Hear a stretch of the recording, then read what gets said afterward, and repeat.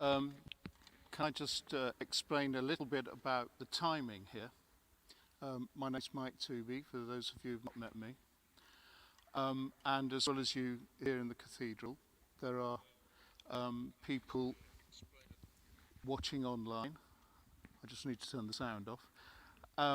And when Anna and the cathedral team and I discussed this event, we slightly adjusted the timing so that you and people online could experience dusk in real time over the duration of the talk. It's a very bright day here in Coventry. It always is, isn't it? And so we thought that what would be appropriate, good, would be to have 10 minutes or so, 10, 15 minutes or so, whilst you talk amongst yourselves, but also become accustomed to this very gradual changing of the light in the piece, which can also be seen online. So I hope that explains what we're doing with timing. I will now go and leave you to enjoy this moment. Thank you.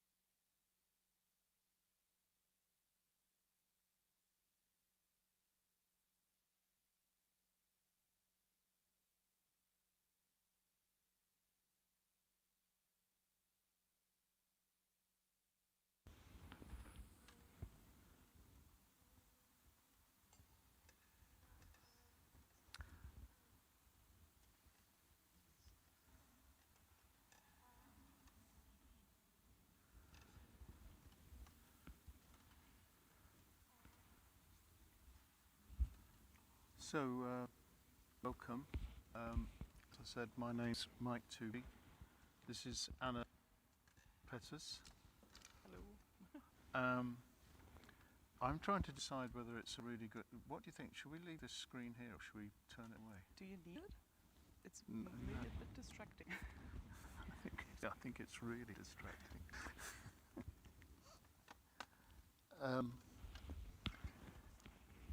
This is the first time I've done a live blended, as they call, talk.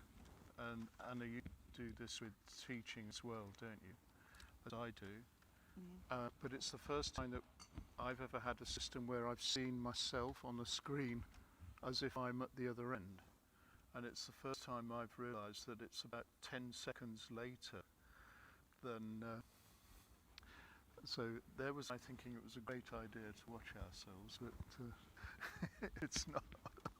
What happens, you always wait for it to happen, what just happened. So that's distracting. Yeah, so it's a moment of existential disturbance to begin with.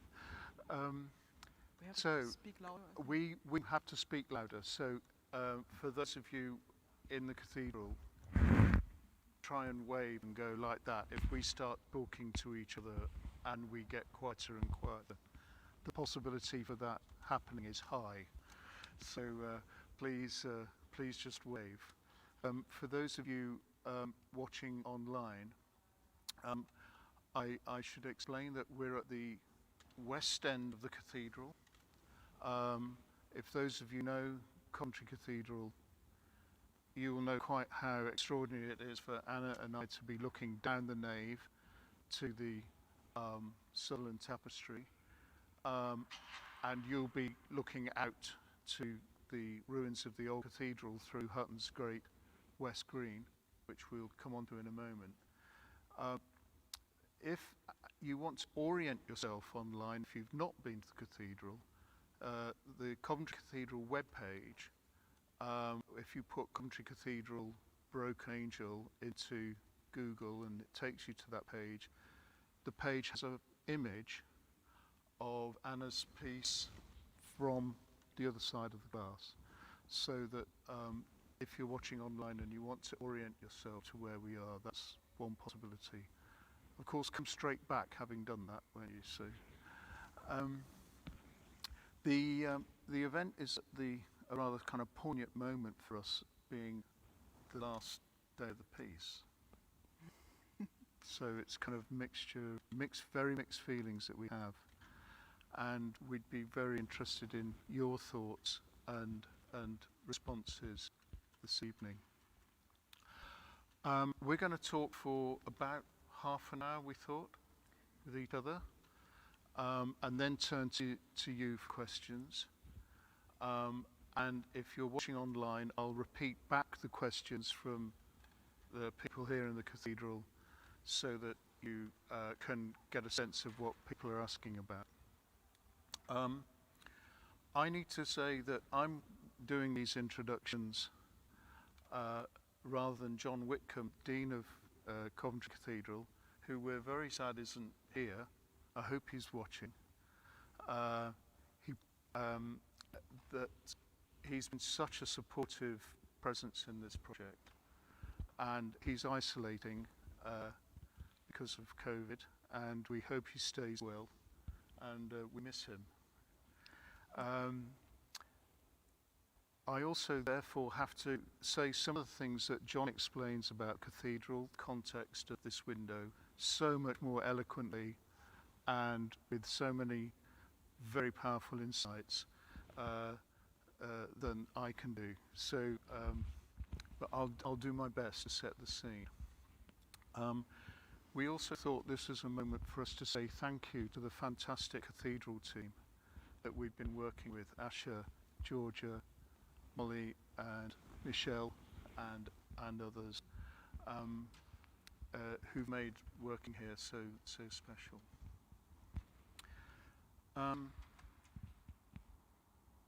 The purpose of the first point at which the Dean contacted me was soon after the Cathedral's Fabric Advisory Committee and an internal decision was taken to not replace in the short term John Hutton's window, The Angel of the Eternal Gospel, which was one of the 66 saints and angels in this west screen. It was destroyed, as I'm sure most of you know, in an act of vandalism overnight in January 2020, just before the pandemic hit us. And after long deliberation and after technical reports, the cathedral decided that firstly the window couldn't be reconstituted just because of the physical impact of the smashing of it, and secondly because there was a sort of feeling that this empty space could become a space in which the cathedral's long-standing, since its rebuilding, engagement with contemporary arts and the contemporary arts generally made new insights and new possibilities open up for people. So John's way of describing with this was it could be our own spiritual fourth plinth. A comparison that we've tried to qualify at every point, but we can again come to that. And I got in touch with Anna as one of the potential artists after the Dean said, would I like to help advise on how to curate the initial programme for these ideas of contemporary art works in this empty space.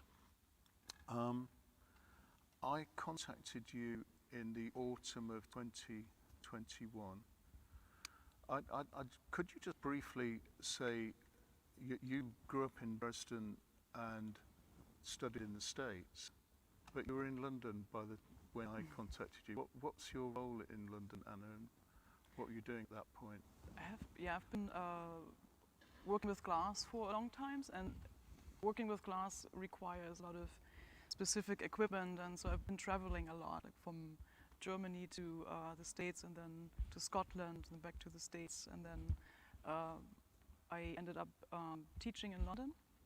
I teach at the City and Guilds of London Art School, running the glass workshop there, and I'm also associate lecturer at the University for Creative Arts in Farnham.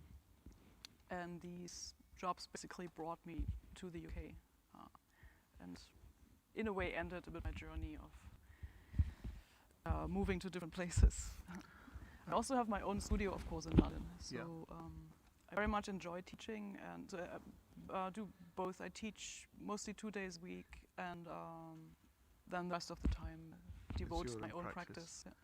And I first identified your work for myself through your work in making things in glass, and in particular the extraordinary books, series of books. We call them books, but it's more accurate to say they are images of books. Yeah.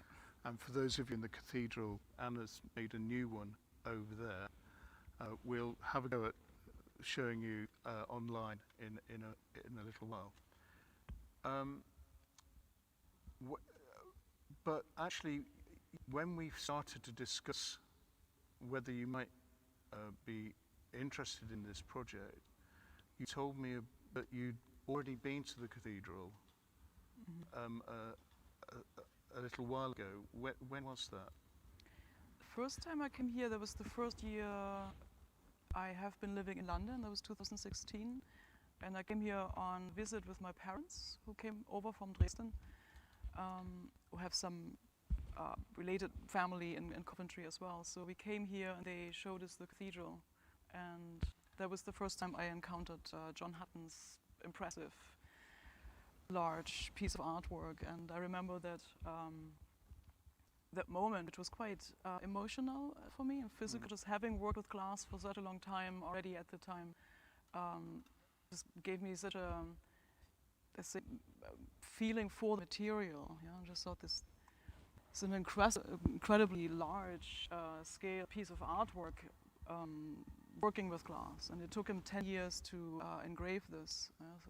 And I feel when I was standing in front of the screen for the first time, I was between feeling this moment of danger as well. You know, just thinking, like, what if that breaks? You know, because it's so big, it's quite threatening almost. But also thinking, oh my God, this is really beautiful. So then, in the context of this project, I think that comes into play was relevant because that is so inherent in glass in general.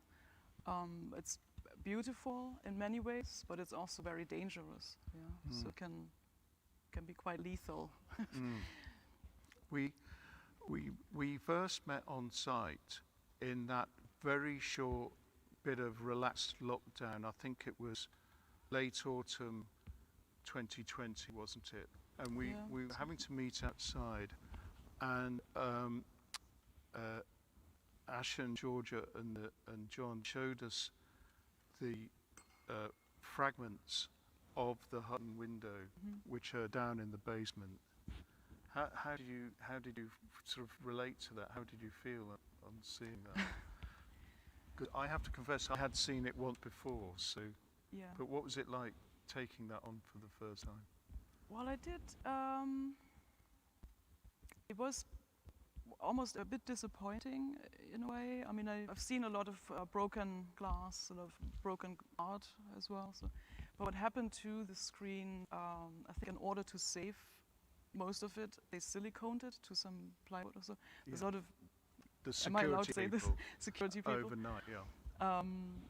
So I found it very interesting how something so beautiful and striking in a different context, a different light, different materiality turns into something like basically nothing. Yeah. So where it is right now in the basement, broken into tiny little shards. It's just like completely It's gone. it's heartbreaking, Yeah. and it has become something else, hasn't it? And at what point did you start? I have a memory of you producing a torch and looking at the fragments because it's quite a dull space. So had you already begun turning over in your mind the idea that a fragment of glass might be at the heart of this idea? Yes, I think when we did go to see the broken screen, that was in January. So yeah, I in already January, that's right, yeah. I started when you invited me to do make a piece of artwork for this project.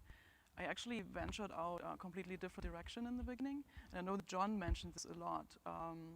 When the screen was smashed and it happened, the emotions that came with it, in the initial emotions, of actually being hurt and wanting revenge, basically, like trying to find who did that, which then very quickly turned into the opposite of forgiveness, which this whole cathedral is about, basically, forgiveness and hope.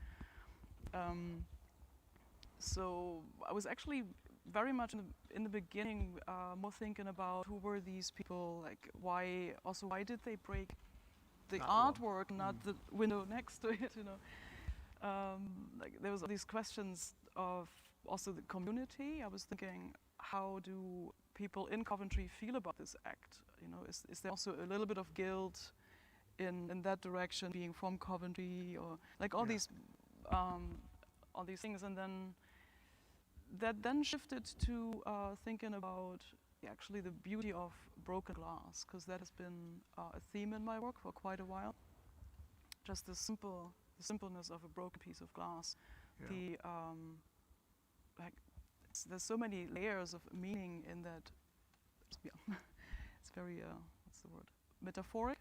Yeah. And at the time when we looked at the screen, I already had the idea of using a broken piece of glass and working with light and projection. And So I have a memory at that time, partly of the cathedral being like this, with a relatively small group of people gathered at this end of the cathedral. Those of you who worship here or visit here will know what I'm referring to, this kind of more intimate way of being in the cathedral, compared with the massiveness and the grandness and the drama of the impact of the building. So I think, given that this is the last day of the project, I think one of the things that we both often said to each other is how that's bound up in the way the piece works now, that there's a kind of element of visual drama, especially as we're seeing the dusk fall now, compared with the conversations that seem to it have generated around the people being here and people being curious as to what this image is and so on. So are you suggesting that that kind of dialogue between a sort of conversational almost element to the work and the materiality of broken glass as a vehicle for generating that, was that always in your mind then? Or was it a principally visual material starting point? I think it was both. It does go back the idea of creating work that is in a way interactive or changing, like live real-time projection of what is actually in space at the moment. So it does change with light. It changes with people walking by. We notice that if you walk by with white shoes, for instance, that there's some reflections it sort of in flares up a little bit. So I quite like this interactive aspect of the work, and I try to, even in the book, but I can explain this a bit later. I like to create curiosity, or almost like taking the viewer on a bit of an adventure, or interacting with the work, even if it's just quite subtle. Yeah, it's not a performative act. It's really just becoming. Letting people enter the artwork, and that, of course, I think leads to discussion. Is that a bit an answer? I mean, it absolutely, definitely does lead to discussion, and we know from our friends who work on the desk here and the volunteers who meet people, the conversations have been really rich, and it's interesting how you tap into something which, as you've said earlier, is fundamental to the cathedral, which is something about the negative, destructive, leading to the positive and the thoughtful and even the beautiful. Because there are, I mean, I hope you agree, but there are moments when this looks incredibly beautiful. You know, as dusk falls or at dawn, and then it comes and goes during the day. So there's a paradox there, isn't there? Or is it a paradox, or is it a positive statement? That from that fragmentation, from that negative act, comes that positive product and the beauty and the joy of that's shared in conversation. I think it's positive, if that's a question. Yeah, of course. And there was the initial idea, of course, to also respond to the philosophy of the cathedral itself, which is kind of a statement for hope, look into the future, taking the broken as not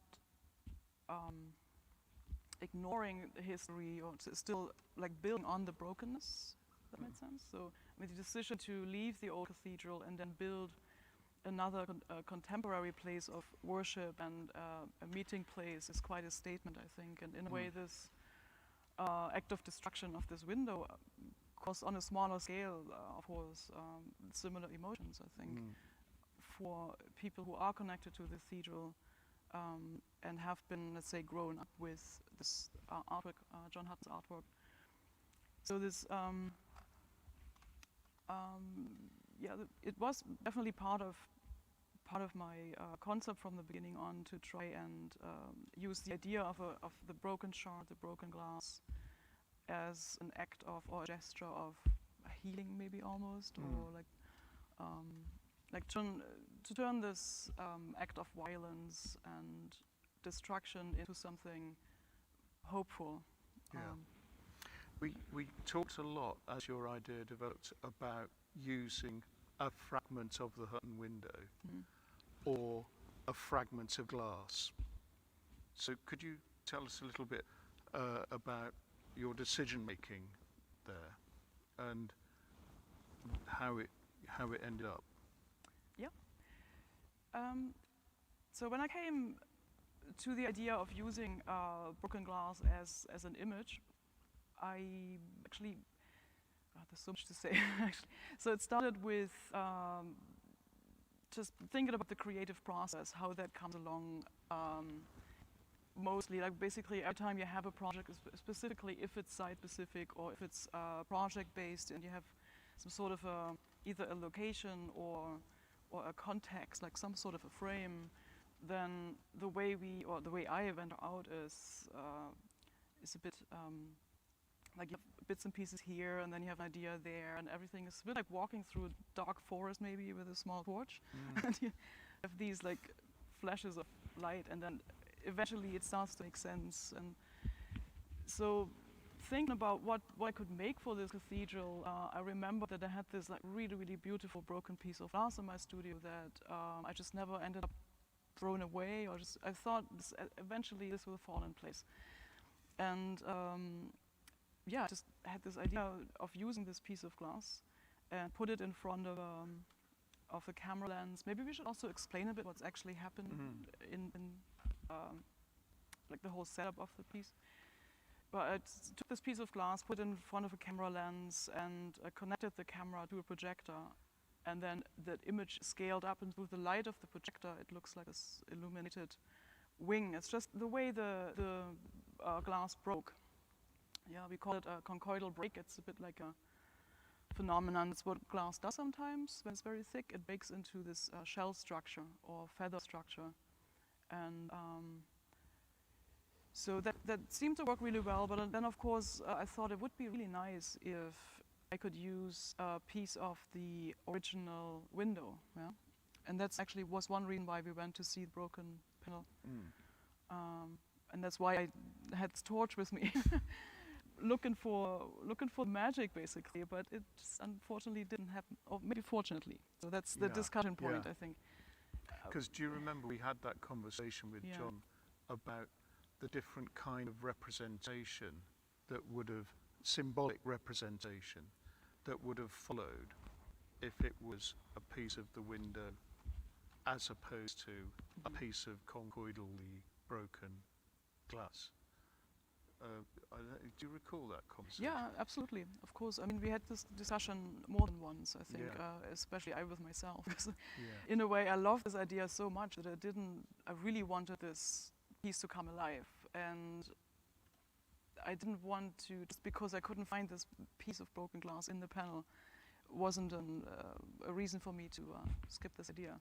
And then just think about it and talking with you about it, we actually came to the conclusion that it's much more, I would say much more contemporary, or much more of a, obviously as a more gesture, to use some random piece of glass and not that specific, like a specific piece of glass from the panel, because that would just limit it to the space and to the concept here, to this context. Whereas I think in my work in general, I talk about more, more a cosmic context in a way. So I didn't want this too fixated on this angel figure, basically. It becomes representative of every piece of broken glass. So that was actually, this is really important to me. So in a way, I think it was good that we didn't find the broken piece of glass.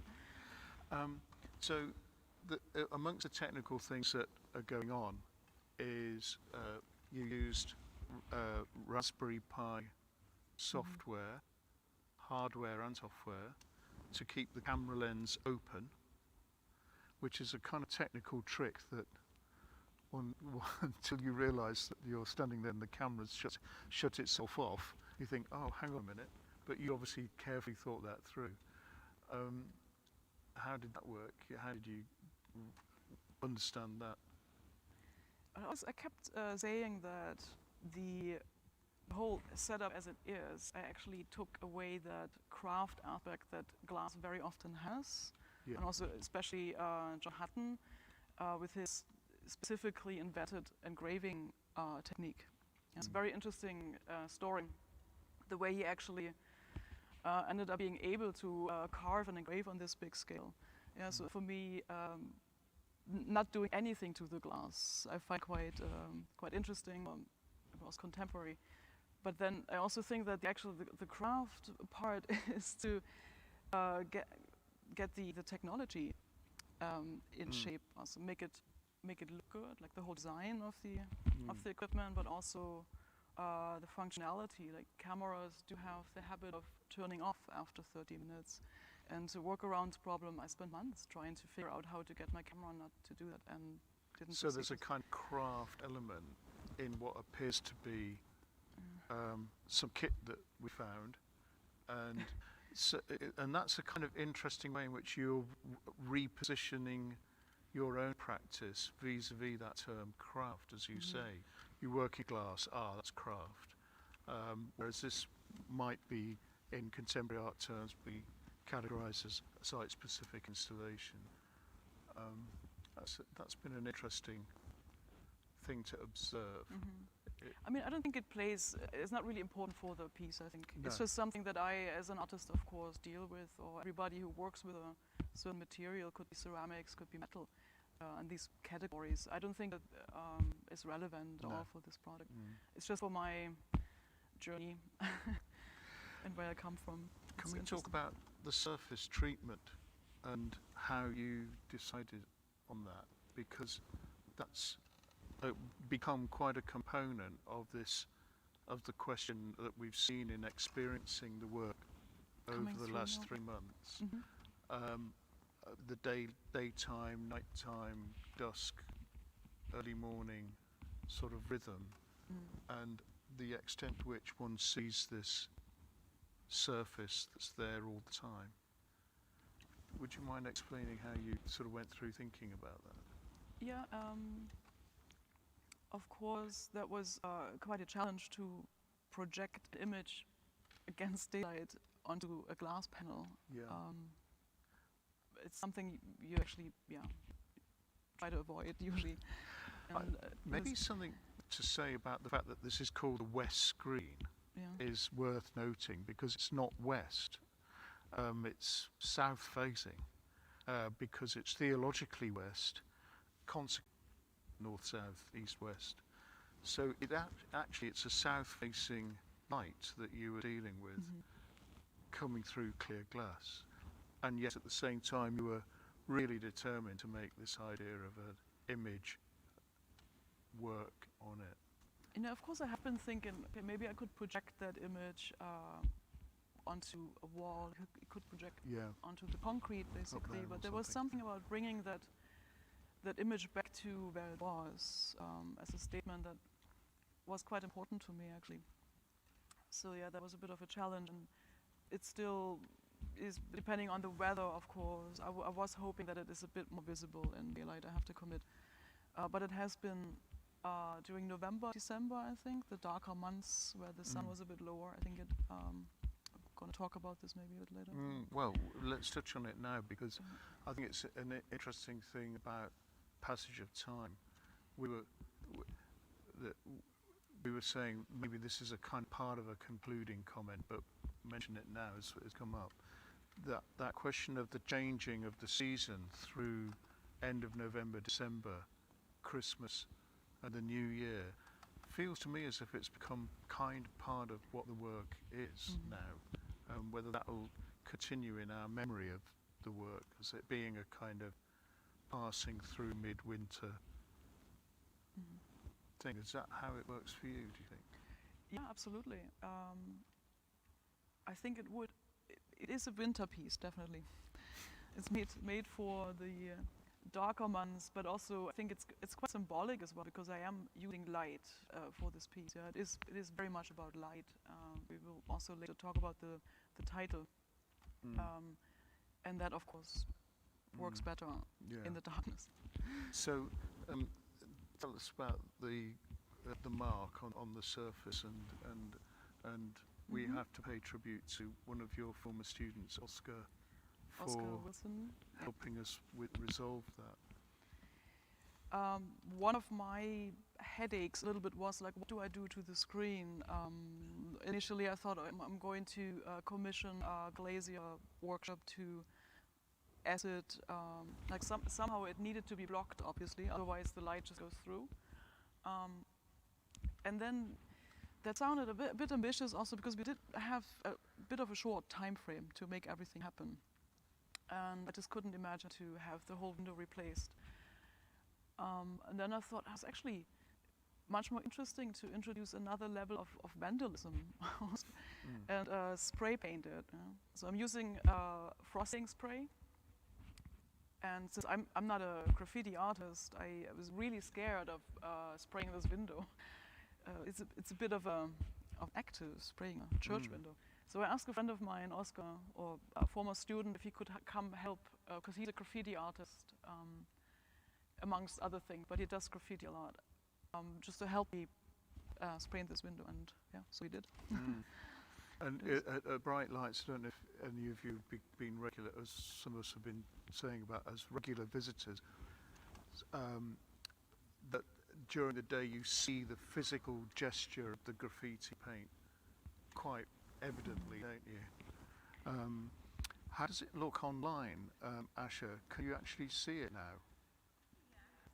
Because one of the things that's interesting is attempting to take a photograph, camera readjusts for the light level, doesn't it? And sometimes it's, now here live, it's sort of, you can start to see the light in the image and the graffiti mark less. But I've noticed how cameras kind of adjust automatically. Oh, okay. Have you found that? I'm not sure what do you mean cell phone? Cell phones and video cameras and so on, yeah. I actually quite like the moment right now where it's just starting to come to life and it's still transparent, so it's very, very ephemeral in a way. So you can still see the graffiti a little bit, but the image is taken over slowly. But yes, that was also, I mean, a lot of things with these site-specific work is a lot of things you just cannot do in your studio. You end up just taking the risk and then hoping it will work. Yeah. This is a bit what happened with the graffiti here. It was very nerve-wracking, but also, what is art is taking risks. So I think it worked quite well. But we did have to scrape it off once. We had to do it again, yeah. We should say that the graffiti is on the inside of the cathedral, which is also a kind of a image of by permission, isn't it? Yeah, of course. Shall we talk about the title? Because there's two works. Is now a moment, Molly, to try our very high-tech way of showing people watching online an image? I should explain, if you're watching online, that this is a photograph of the piece, printed out, that we're going to hold up in front of the lens for a second. So we have to sort of manage this a little bit. Down a bit, okay. Does it look fantastic? So it's about, thank you. It's about that big. 30 centimeters by 15 by 13. Yeah, and it's made from, well, would you call it reconstituted glass? I think yes, in a wider sense you could say that, but I did not break it myself. Right. It's part of the process is that it disintegrates and then comes back together. Is that? And I'm at the edges of my technical knowledge, as is obvious. It is an interesting way of putting it, but it's not wrong. Yeah. Oh, okay. It starts with what we call glass frit. That is basically broken ground glass. Mm-hmm. So yeah, it's not wrong. And it shares a kind of common title with this, Lichtung break and Lichtung white drift.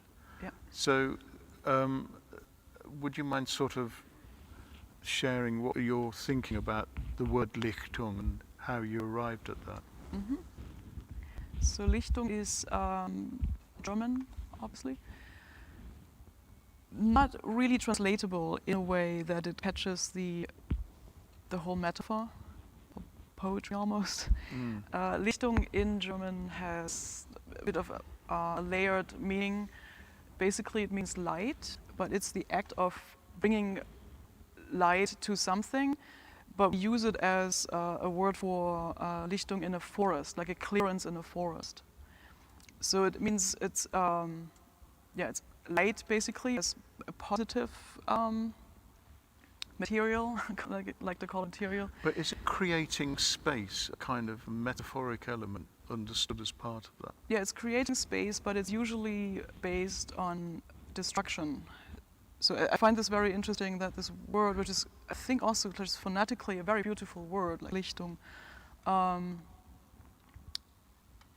I just think it's interesting that a word that sounds very positive actually indicates also act of destruction. And I thought it would be suitable for this, specifically for this projection piece, because it is dealing with light and the idea of bringing another perspective and hope, maybe to destruction, to something painful. Lichtung. So the destruction is you create space and light in an environment by cutting things down. And I mean, it's usually what happens in a forest, right? Yeah. It's either disease that clears out a forest, or man-made. I think there's different reasons, but the act means it destroys what's there in order to bring new light and new life. Right. And a different perspective on things too. Right. I was also, like for me, in a way, even though I went into different ideas before I came to this broken piece of glass, it was clear to me that I wanted to work with light. Because we talked about kind of expectations, or what John and you thought would happen, what I would come up with, and actually just looking at my work, my glass work, it's very often object-based. And but for me, from the beginning on, was clear I wanted to use projection or video as a matter of. It's just really inviting in a cathedral to think about light, think about the stained glass and the importance and the meaning of light in that context. Yeah. So that begs the question of, and it's something that we've talked about a lot, as you can imagine, but and that is a kind of specifically theological reading of light, as against a kind of open sense of light, which might include the theological, but not necessarily. Have I put that as you would see it? Yeah, I think so. We've talked at great length about an Anglican context and the cathedral context, a multi-faith context, as the cathedral's work is well known as being, and a non-faith context. But it's interesting that light always was and remains at the centre of the work. And light can exist as both a concept, a metaphor, and a reality through lots of different ways of thinking. That's how I would put it anyway. There's also another layer of the light, which I think specifically in this piece makes sense. Very early on, when I started to research and thinking about different artists using light, of course I had to think of James Turrell, who's like known for his work with light and seeing light as a material to work with. And he said this wonderful thing in an interview, which I found it on YouTube. Anyway, interesting interview where he wonders, or he said he wonders, like, where does the light in our dreams come from, or what does light in general mean to us? And also, I think I wrote it down to not say it wrong. He describes his work as some sort of an attempt of to show or his work to show a light to the viewer, to give this feeling of quote, I know this light but not with my eyes open. And I really like this quote in terms of creating something familiar in an unfamiliar context, which is in general very important for my work, to put things, either overlook things like tiny things into a different, like scaled up, or into a different space, like just to create a moment of surprise and just this moment, oh, I know this, but it's slightly off. You know what I mean? Mm-hmm. So that creates this intense experience of something that we know, and I think this is quite essential. This is what art can do. For me, is one powerful tool, basically, of art, is that it can just shift our reality a little bit and make us just experience a bit more extreme. You know? So Yeah. I found this quite suitable, this quote suitable for what I'm trying to achieve with this piece. As it happens, and I don't know if I've told you this, but the next artist in this program, Barbara Walker, that's exactly what she said last week when we were here talking about her piece. That what we're talking about here is how art can realign, shift, add a new insight to something, including something that you may feel that you're familiar with. That was the point she was making. Yeah. I think, probably all artists, or most artists, are aware of this quality of art, this power of art that can do that. And I guess, the main goal as an artist is to make people look closer and experience either something or the whole thing a bit more intensely. Yeah, And, absolutely. Yeah.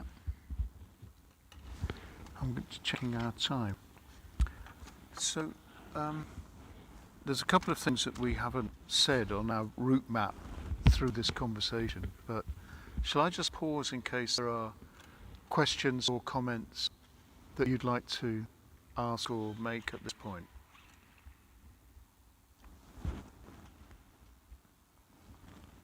Bearing in mind I haven't got my glasses on, so I can't see you behind masks or whatever, then you can ask questions or whatever.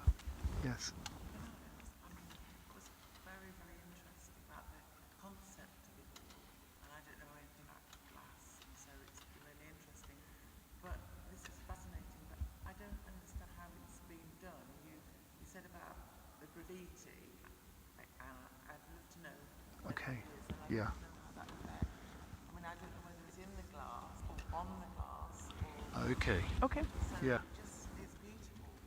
The light now. Is it coming to life? I don't see it really. I'd just love to know how you've done it. I'll just repeat that question in case people online don't hear it. So if I may summarise, you're asking about the mysteriousness when you see it live, about there's a kind of like, how's she done that? And where is it? Where is it? Is it on the glass? Is it in the glass? Is it through the glass?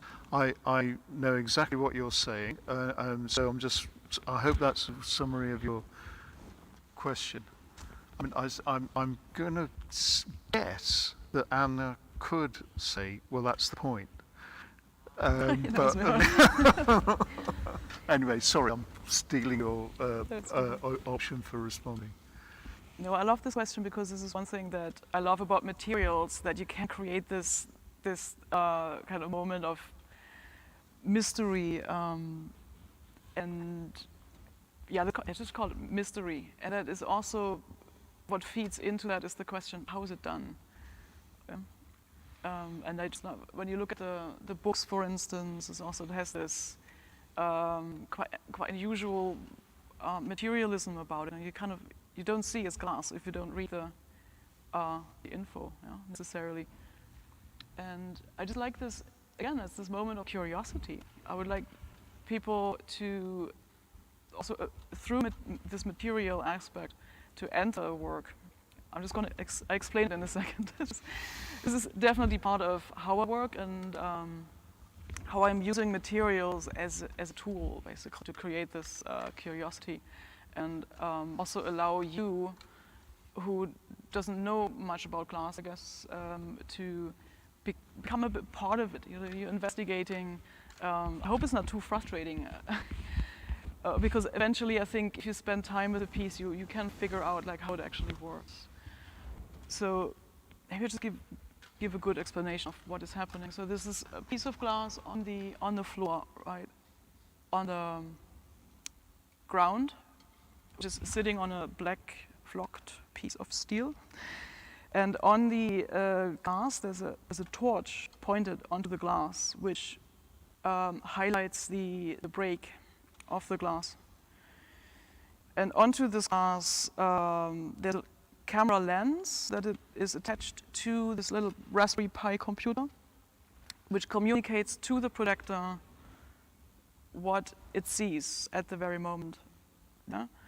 So, and then the projector scales up the small piece of glass that's sitting on the floor. And that it's not a picture. It's not a picture, I know. It's the actual exactly, object yeah. that's on the floor. So, going back to the conversation question, you recall right at the beginning of this discussion we mentioned conversation. One of the joys is seeing people trying to work that out. That you can see people pointing at this, and the friend going outside, shaking their head, or trying to touch the window, finding an edge and that kind of thing. Mm-hmm. Not on the inside, obviously, but on the outside, because the inside-outside element was also very much part of your thinking, wasn't it? Yeah, definitely, because it is there's so much to talk about. But the screen itself is about the inside-outside. So I think the whole idea of having one side of the cathedral as being this open, or this invitation of letting the outside in, like looking at the old cathedral, and also as a symbol, but also as a practical invitation to the community to come in. So this inside-outside was very important for me from the beginning on. Especially when you stand in front of the screen, all these refractions, you see the old cathedral reflecting in the window, so you kind of are confronted with the destruction and the history. But then you look into the cathedral and you see the tapestry, the kind of hopeful face of Jesus. So there's all this, there's a lot of things working in the background here that, of course, through my research then I try to pick up and work with. But back to the question of the treatment of the window, that's what just explained with the spraying. It's a frosting spray, basically a spray can that we sprayed the window with, and that blocks the transparency enough to catch the light of the image. Yeah, does it make sense? Okay.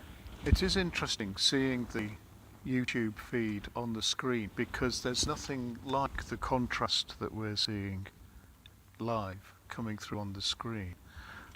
Maybe, Asha, can we turn some of the lights out later?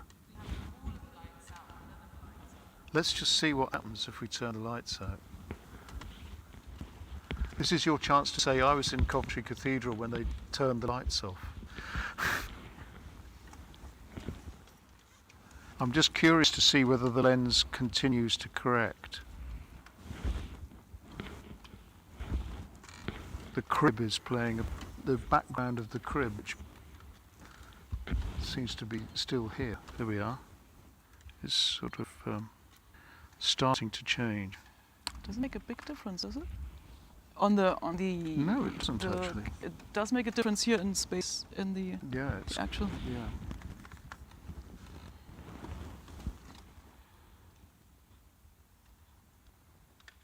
It's making a little bit of a difference.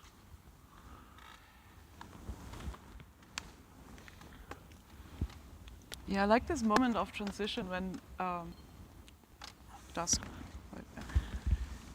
With vanishing daylight, it still looks a bit transparent and kind of ephemeral in a way.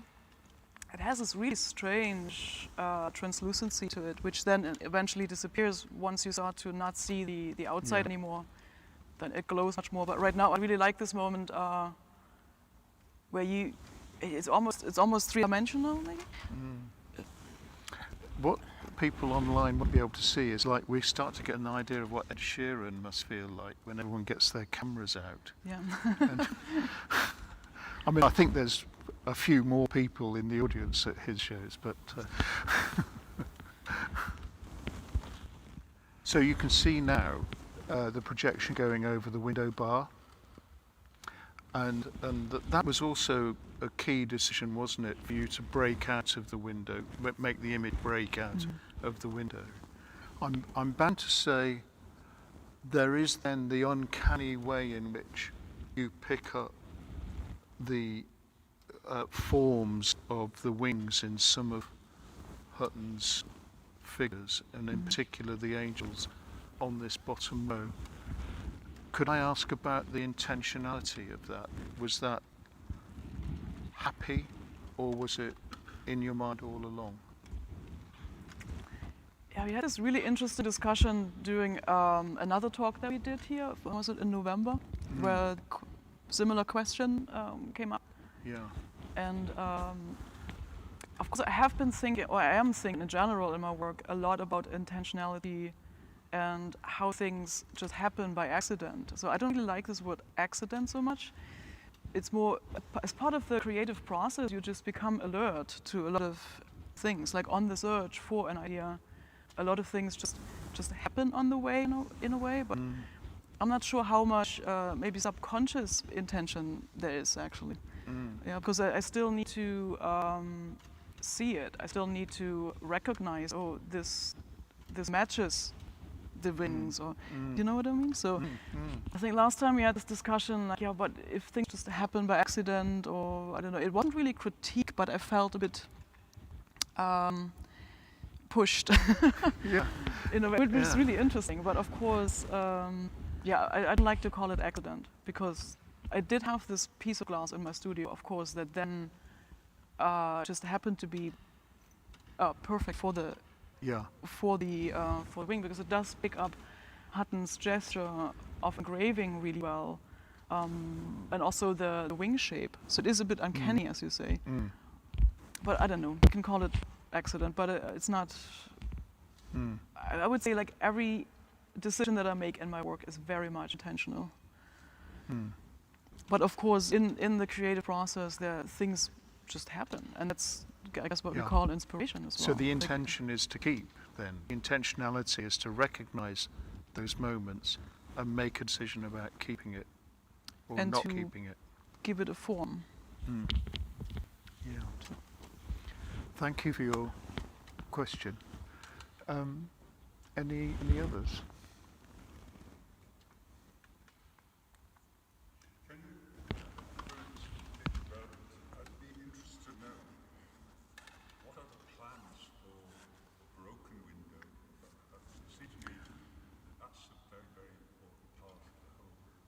Sure.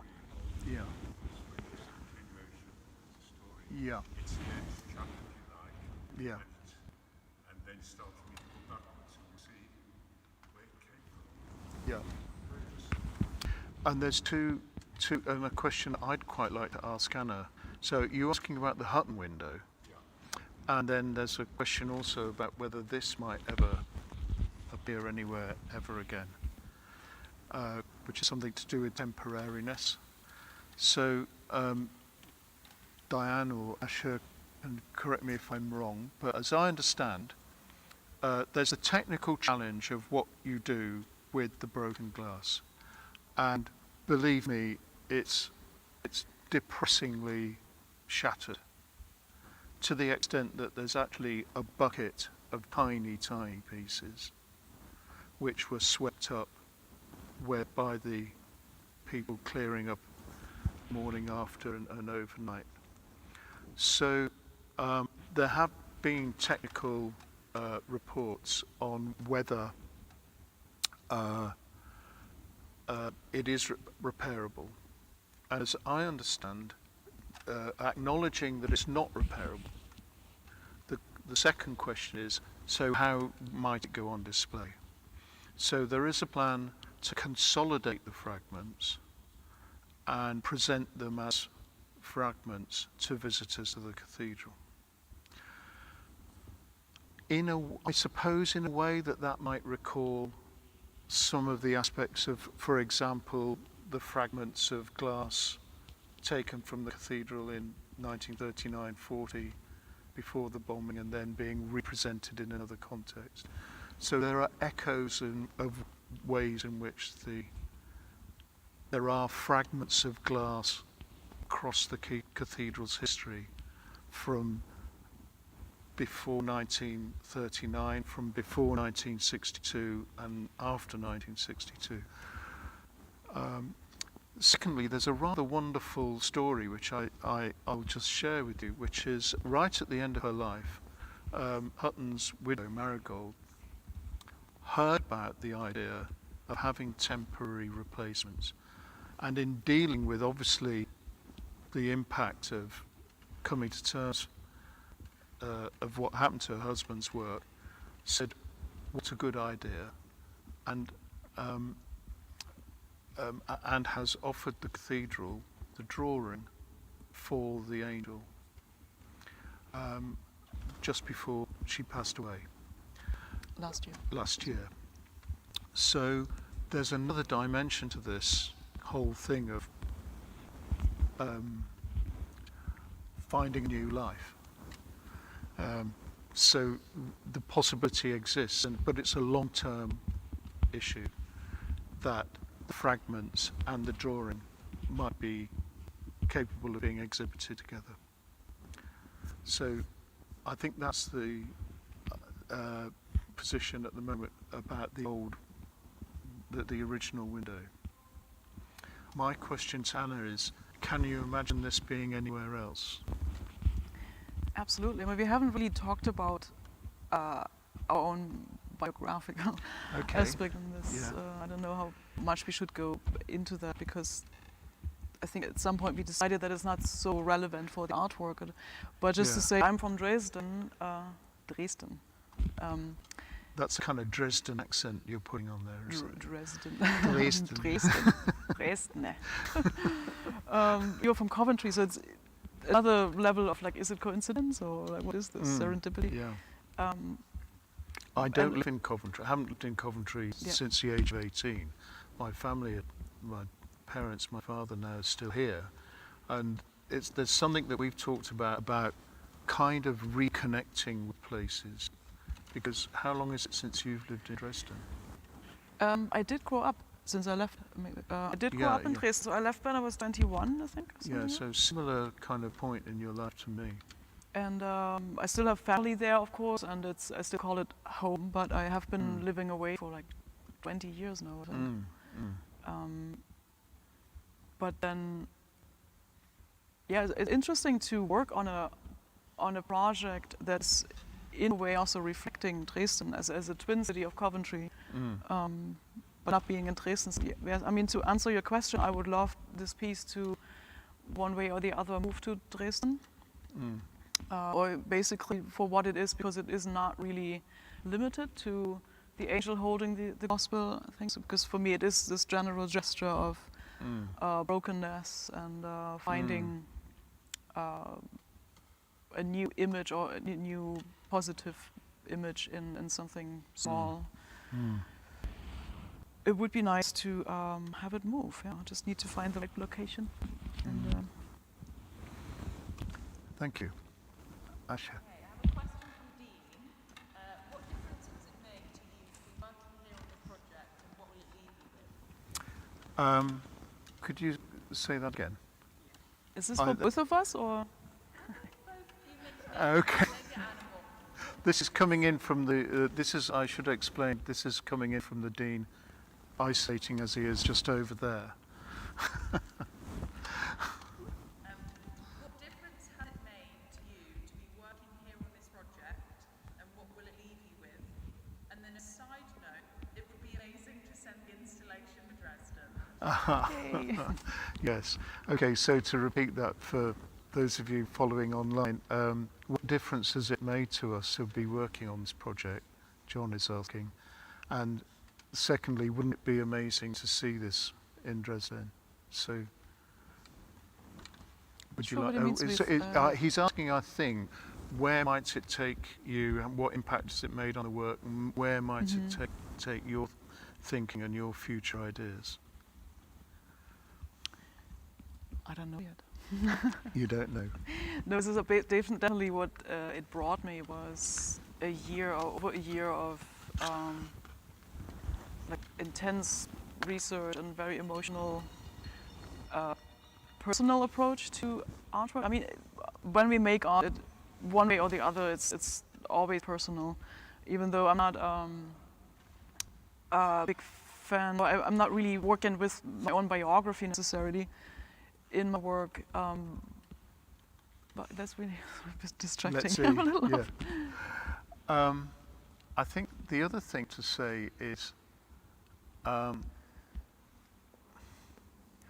I found a kind of amazing sort of series of questions in my own mind about longevity. In other words, when you're asked to make a project which is deliberately and carefully thought through as short term, you know, that part of the point is that this comes and goes. I found myself thinking, what, you know, as a person who's been a curator all my life, and I've kind of become acculturated, accustomed to one's work being a paradoxical mix of things that come and go, but things that you get to know long term and care for. So we did talk about whether we would touch on temporariness and the memory that we will have of this being here. So to what extent is that something that you'll take forward in the future, that question of the temporary and the special all mixed up together? I think it's actually always part of my work. That's why I felt so personally invested in this project, because it is, the temporary is that word? Yeah. On many levels, actually. So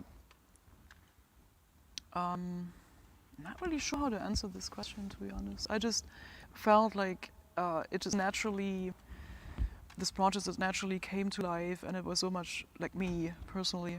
I was just looking at work that I have been doing before in similar technical setups and similar ideas of bringing something small, like easily overlooked, into another dimension, basically, and into an experience, like pieces like my shooting star machine. Yeah, I thought that, you know, I immediately thought of that work. Yeah. For those of you who may not have looked at Anne's website, it's on the website, isn't it? It's on the website. Yeah.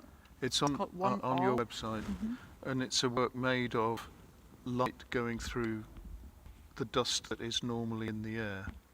It picks up there's light coming from a projector that illuminates the dust, basically. So dust is everywhere, and all the time we breathe it, we move it around by moving through space, but we don't see it. And in this piece, I make it visible, and it's scaled up as a projection in a dark space on blue fabric.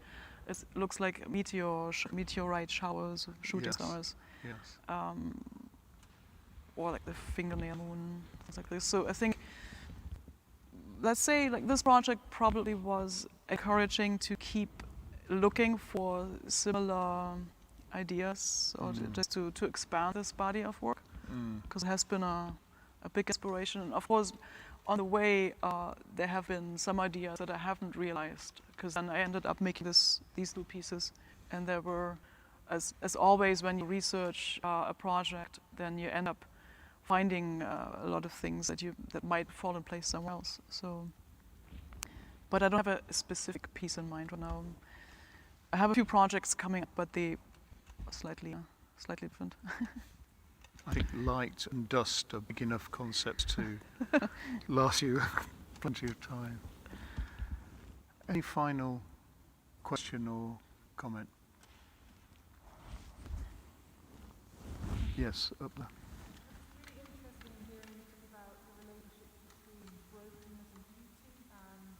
The temporariness of the work.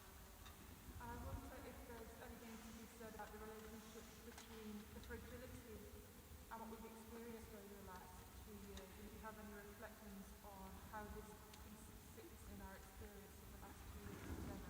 Thank you. Yeah, that's a very good question. So, how has the idea of fragility and passage of time it's a rather sorry, I'm distracted by the light going by. The ideas of the fragility and passage of time in the works reflected on our experiences since March 2020 for you? In general, the world situation? And pandemic, I guess. Yeah, I think working on this project fell into this time of unpredictability, vulnerability, but interesting is that they were always themes of mine, that I actually always emphasize the transience. Am I saying this right? Yeah. Transience. Yeah. And fragility of our human existence in general, and how we deal with this. Like sometimes, I try to bring in a bit of humor as well, like in the shooting star machine, for instance. So it's like not so sad or negative. But I think I always like to give things a shift into a beautiful moment, and because I think besides all the trouble, besides all what this planet brings with it, all the suffering and misery. Like, I mean, I see it. I live in London. I see it every day on the streets. It's heartbreaking.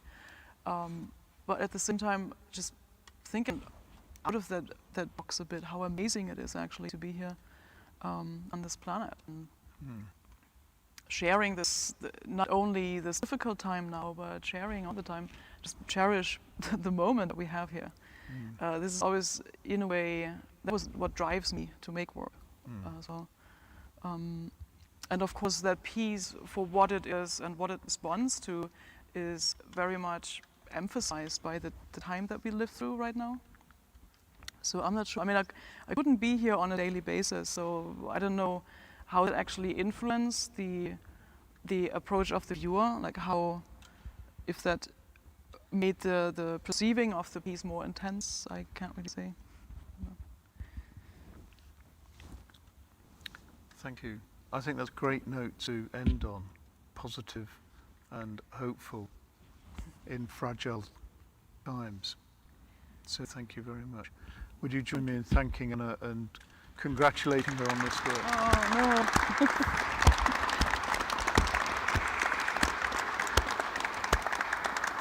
Well, thank you all for coming, and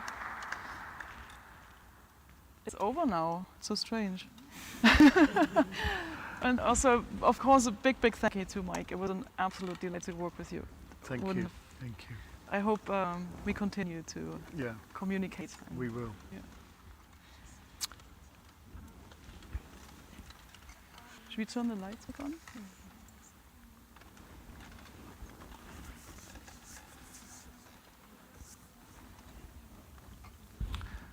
So we're going to turn the lights back on and say cheerio to... Fantastic. It's the first time that I see it without the lights. And say cheerio to our friends and family online, and hope that you've been able to share this with us.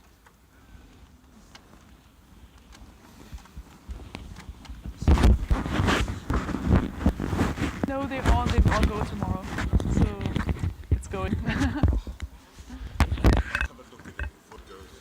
Yes, please.